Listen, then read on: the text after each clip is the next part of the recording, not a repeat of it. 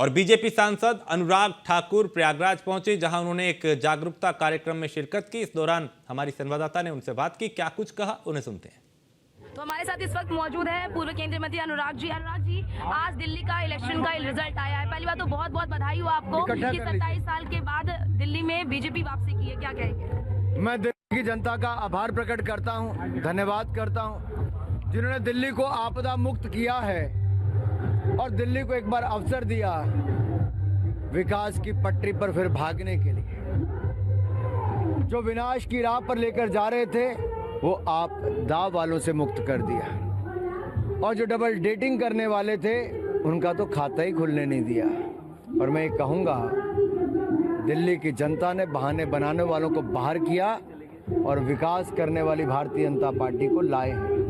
मोदी जी को देश और अब दिल्ली की जिम्मेदारी भी दी है, और भारतीय जनता पार्टी ने जो वायदा किया है कि दिल्ली को बेहतर और विकसित बनाएंगे, वो हम जल्द करके दिखाएंगे। मैंने एक अखबार के कार्यक्रम में लिख कर दिया था कि 2/3 बहुमत पाएंगे, और दिल्ली की जनता ने वो आशीर्वचन भी दिए हैं। और मैं कहूँगा, दिल्ली वालों, आपको बधाई। भाजपा ने जो वायदा किया वो करके दिखाएंगे। पहले छत्तीसगढ़ हो, मध्य प्रदेश हो, महाराष्ट्र हो, वहाँ कमल खिला, हरियाणा में कमल खिला उससे पहले, और अब दिल्ली में कमल खिलकर दिखाया है। और देश ने एक बार फिर नरेंद्र मोदी जी और भारतीय जनता पार्टी पर विश्वास दिलाया है। सौरभ भारद्वाज ये कह रहे हैं ये छोटी जंग है। सौरभ भारद्वाज से छोटी जंग कहते हैं। लोग जानते हैं कि बीजेपी ने मिल्कीपुर का उपचुनाव कैसे जीता है, बेईमानी से जीता है, अधिकारियों का प्रशासनिक। देखिए, हम तीसरी बार देश में मोदी जी के नेतृत्व में चुनाव जीते, सरकार बनाई।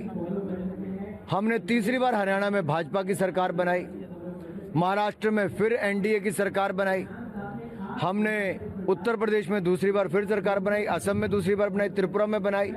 ऐसे अनेक राज्य, गुजरात, मध्य प्रदेश में 4-4, 6-6 बार सरकार बार बनाई।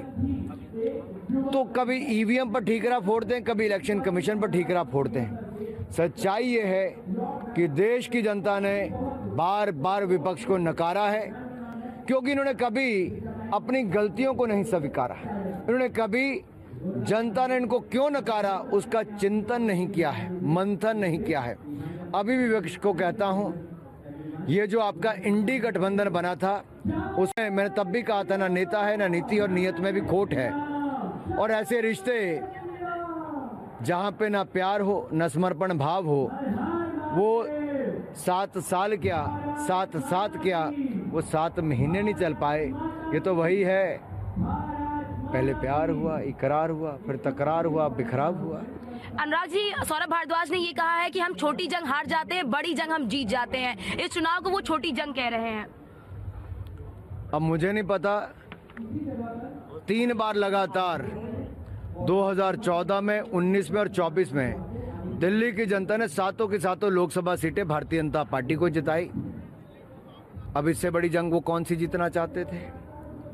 दिल्ली का विधानसभा चुनाव हुआ, और 11 सालों में जो दिल्ली का बंटाधार श्रीमान केजरीवाल जी ने किया, जनता ने उसमें अब उनको ऐसा पैक किया है कि पूर्व मुख्यमंत्री, पूर्व उप मुख्यमंत्री, इनके कई मंत्री आज हाशिए पर नजर आए हैं। उनकी ऐसी हालत की है कि वो जनता का विश्वास फिर नहीं जीत पाए हैं। अखिलेश यादव ने अवधेश प्रसाद को अयोध्या नरेश कहा था। क्या आपको लगता है कि इस मिल्कीपुर के चुनाव के बाद अखिलेश यादव को अपने वक्तव्य पर पुनर्विचार करने की आवश्यकता है क्या?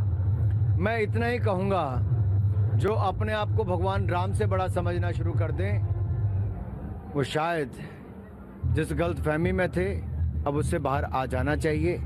जनता जनार्दन ने लोकतंत्र में उनको आईना दिखा दिया है। बहुत बहुत शुक्रिया। तो देखिए, हमारे साथ देखिए पूर्व केंद्रीय मंत्री और बीजेपी सांसद अनुराग ठाकुर जी जुड़े, और उन्होंने तमाम मुद्दों पर बातचीत करते हुए साफ तौर पर विपक्ष पर जमकर करारा प्रहार किया, और साफ तौर पर कहा कि जनता ने जनादेश दे दिया है, और ये जनादेश बीजेपी के खाते में गया है, क्योंकि दिल्ली में आज बीजेपी ने प्रचंड जीत हासिल की है। इससे भी ज्यादा आपने देखा होगा कि 1993 में बीजेपी ने 49 सीटें जीती थी, और आज भी बीजेपी ने प्रचंड जीत हासिल की है। कैमरा पर्सन अमित सानी के साथ मैं अर्चना गुप्ता, न्यूज़ 1 इंडिया, प्रयागराज।